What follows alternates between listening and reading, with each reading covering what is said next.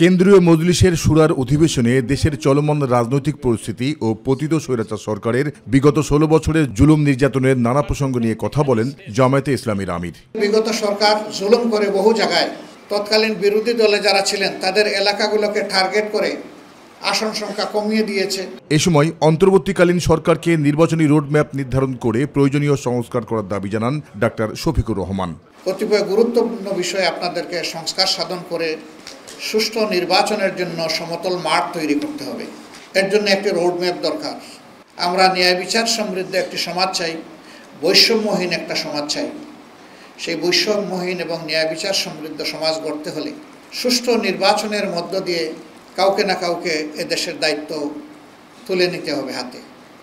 বাংলাদেশের মানুষ আর কারো চোখ রাঙানিতে পরোয়া করে না মন্তব্য করে জাতীয় স্বার্থের জায়গায় সবাইকে ঐক্যবদ্ধ হয়ে থাকার আহ্বান জানান তিনি। আমরা লক্ষ্য করছি যে এই দেশকে অশান্ত করার জন্য পতিত স্বৈরাচার এবং তাদের দূষণ দেশে বিদেশে তারা মাথা ছাড়া দিয়ে উঠেছে।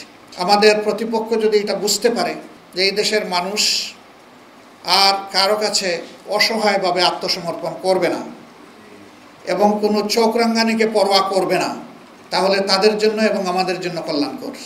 বলেন, প্রবাসীরা দেশে গুরুত্বপূর্ণ ভূমিকা রেখেছে, আর তাই প্রবাসীদের ভোটার তালিকায় অন্তর্ভুক্ত করে জাতীয় নির্বাচন সম্পন্ন করতে হবে। প্রবাসে আমাদের যে সমস্ত নাগরিকরা আছেন তারা সমান তালে আমাদের সাথে যুদ্ধ করেছেন। আমরা তাদের প্রতি শ্রদ্ধাশীল। তাদেরকেও ভোটার তালিকায় অন্তর্ভুক্ত করতে হবে। তাদেরকে ভোটার তালিকায় অন্তর্ভুক্ত করার উদ্যোগ সংশ্লিষ্ট দেশের এমবেসির মাধ্যমেই সরকারকে গ্রহণ করতে হবে। জাহিদ আহমেদ বাবু, মাই টিভি, ঢাকা। যদি দেশে এসে করতে চাই